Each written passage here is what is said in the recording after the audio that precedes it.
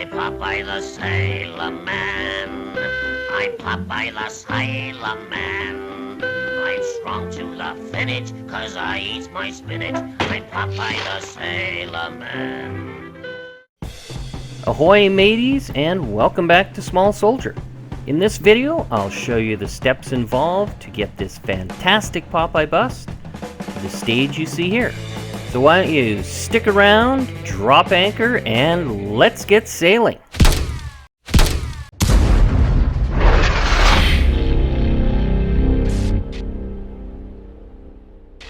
First off, I'd like to thank Dolman Miniatures for supplying me with this amazing Popeye bust. I'll leave a link in the upper right hand corner and in the description below, so do yourself a favor and go check them out. First up is our pre-shading that I'll be doing on the face and uniform, and these are a couple of the colors that I'll be using to perform that task.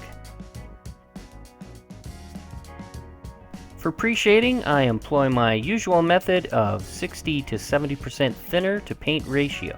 I find using Tamiya lacquer thinner or Mr. Leveling Thinner 400, I get a much smoother and consistent finish. I'll be using my Iwata HPCH airbrush for this task because I can really dial it down and get in with some nice fine detail.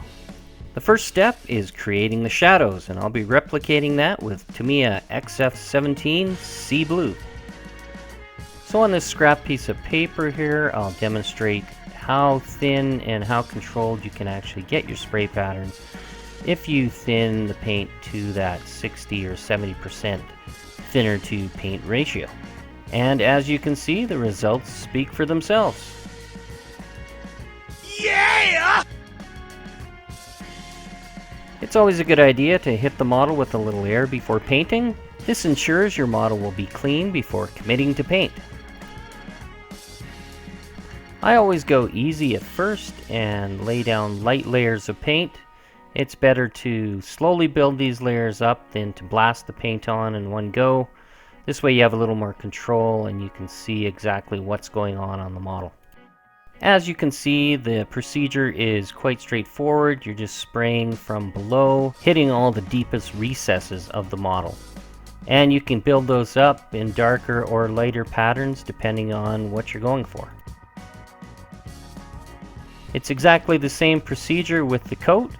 The only difference being I'm building up even darker tones on the coat just because it is a darker material and I'm trying to get it as dark as I can before committing to oil paints because it is a navy blue.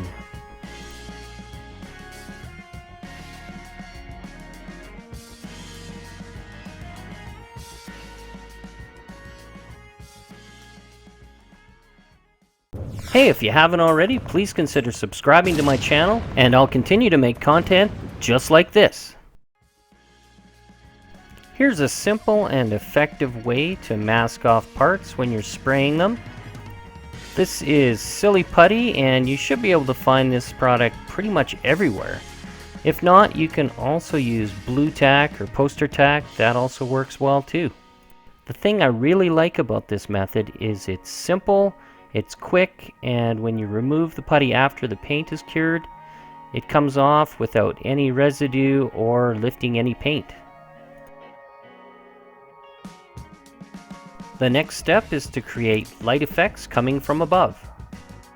The mixing ratio is pretty much the same for the highlights, although I have to admit I've never been one for mixing ratio formulas.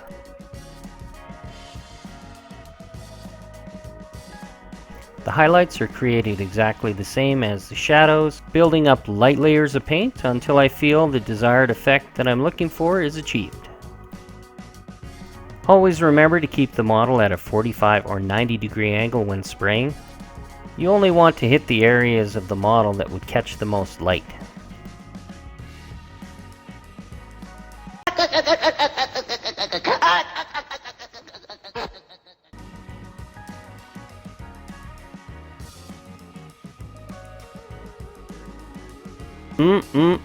Milky.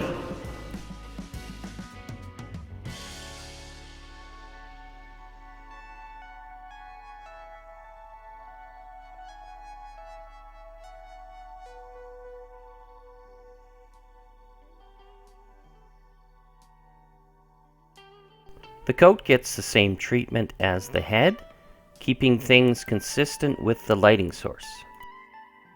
Again, light coats of paint, building them up slowly, hitting all the areas that would logically catch the most light.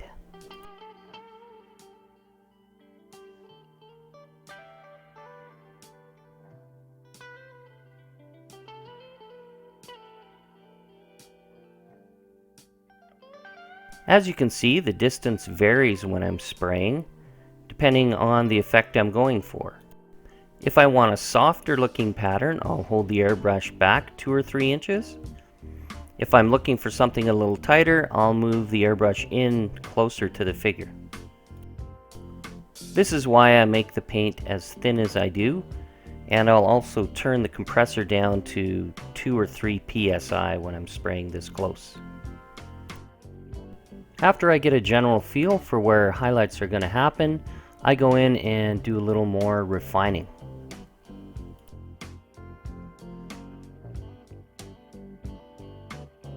Whenever I paint colors like red or yellow, or colors that need to stay vibrant, I'll start with a base coat of white. A dark background will mute or desaturate these colors.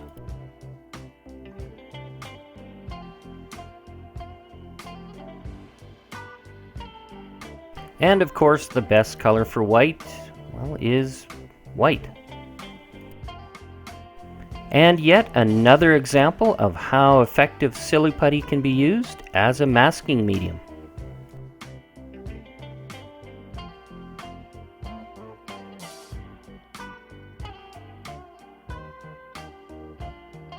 And the final step in pre-shading the face is to hit all the areas that protrude the furthest, such as the top of the brow, the tip of the nose, the nostrils, the top of the cheeks, and the chin.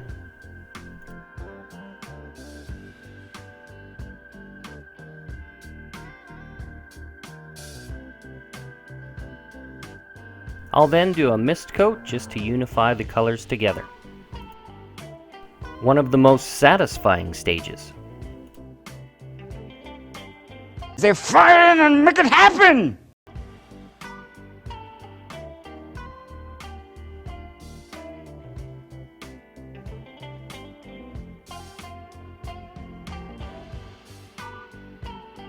Once I've completed the pre-shading, I'll go in and do all the detail painting. As you can see, I've thinned the paint considerably. It's better to do multiple thin coats than to do one thick coat. The paint will flow better off the brush and you won't clog up all that great detail.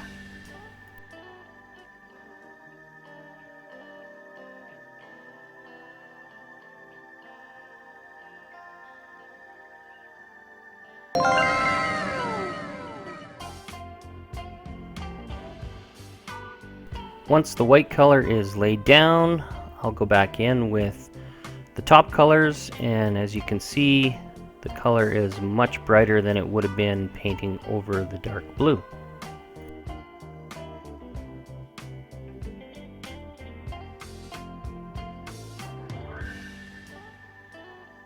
I use the same procedure for the red as well. Mind you, I have to be a lot more careful cutting in around all the detail at this point. Detail painting is just a matter of practice and patience. I went with a dark gray for the neckerchief just to give the figure a little more contrast, and according to reference photos it seems to be that color. Well, that's all for now. Stick around because there will be a lot more coming up, and we'll be dealing with some oil paint in the next coming episodes. Hey, if you like what I'm doing here, and why wouldn't you? Please consider subscribing, hit the bell notification below so you never miss an episode.